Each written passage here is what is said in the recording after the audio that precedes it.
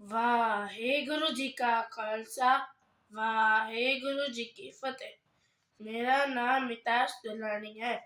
ਅੱਜ ਮੈਂ ਤੁਹਾਡੇ ਸਾਹਮਣੇ मैं जामनगर गुजरात से आज मैं ਤੁਹਾਡੇ सामने गुरु ग्रंथ साहिब जी के बारे में कुछ सुनाना चाह रहा हूँ। गुरु ग्रंथ साहिब जी का प्रकाश पंजवें गुरु श्री गुरु अर्जन देव जी ने 1 सितंबर 1604 ईस्वी को दरबार साहिब अमृतसर में किया था। इस ग्रंथ को हम आदि ग्रंथ भी कहते हैं। आज मैं ਤੁਹਾਨੂੰ तीन गुरु ग्रंथ साहिब के बारे में 3 गल्ला दसूंगा। पहले, श्री गुरु अर्जन देव जी को आदि ग्रंथ की रचना क्यों करनी पड़ी। दूसरी, श्री गुरु ग्रंथ साहिब जी को संपूर्ण करने में 3 साल का समय क्यों लगा और ये ग्रंथ सभी धार्मिक ग्रंथों से अलग क्यों है।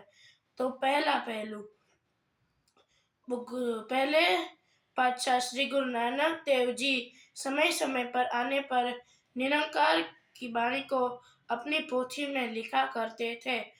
ज्योति ज्योत समान तो पहले उन्होंने अपनी पोथी गुरु अंगद देव जी को दे दी।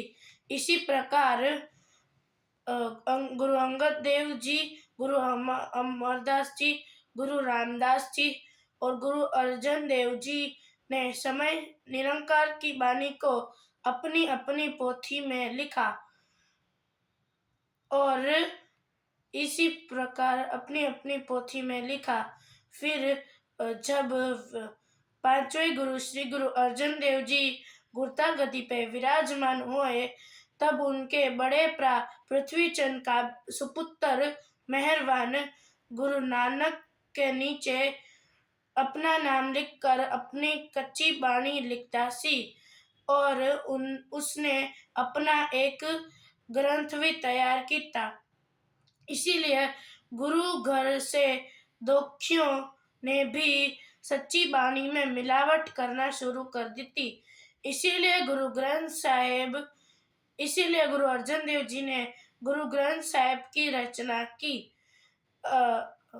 जात पात देव उच्च नीच का उस समय बड़ा बोलबाला सी।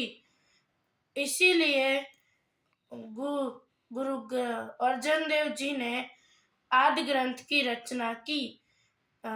दूसरा पहलू, सन 1601 से लेके सन 1604 तक अमृतसर में रामसर के कंडे पर गुरु अर्जन देव जी की निगरानी में गुरदास जी से पूरा ग्रंथ साहिब लिखवाया गया था। इस ग्रंथ को संपूर्ण करने में 3 साल इसीलिए लगे क्योंकि गुरु अर्जन देव जी के पास गुरु नानक देव जी, गुरु अंगद देव जी, गुरु रामदास जी और अपनी खुद की पोथी तो मौजूद थी, किंतु गुरु अमरदास जी की पोथी उनके सपुत्र बाबा मोहनदास जी के पास थी। उस समय बाबा मोहनदास जी गोविंदवाल में एक समाधि में लीन थे। बाबा गुरदास जी और बाबा बुड्ढा जी गुरु अर्जन देव जी से आज्ञा लेके गोविंदवाल पहुंचे और बुहा खटखटाया और आवाजें लगाई पर बाबा मोहनदास जी की समाधि न खुली।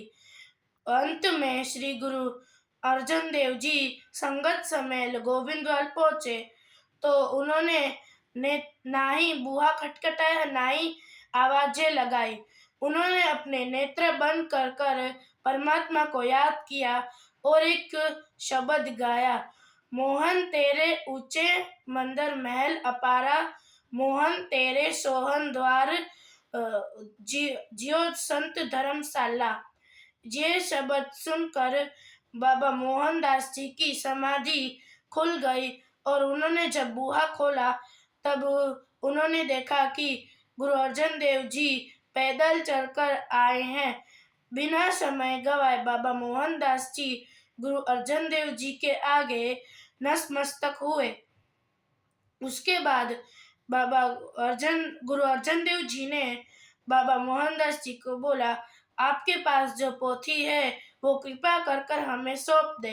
बाबा मोहनदास जी ने कहा कि ये तो आपकी ही अमानत है, मैंने इसको आपके लिए ही संभाल के रखी है। इसको मैंने आपके लिए ही संभाल के रखी है। इसीलिए गुरु अर्जन देव जी को गुरु अमरदास जी की पोथी भी प्राप्त हुई। तो गुरु अंगद उस समय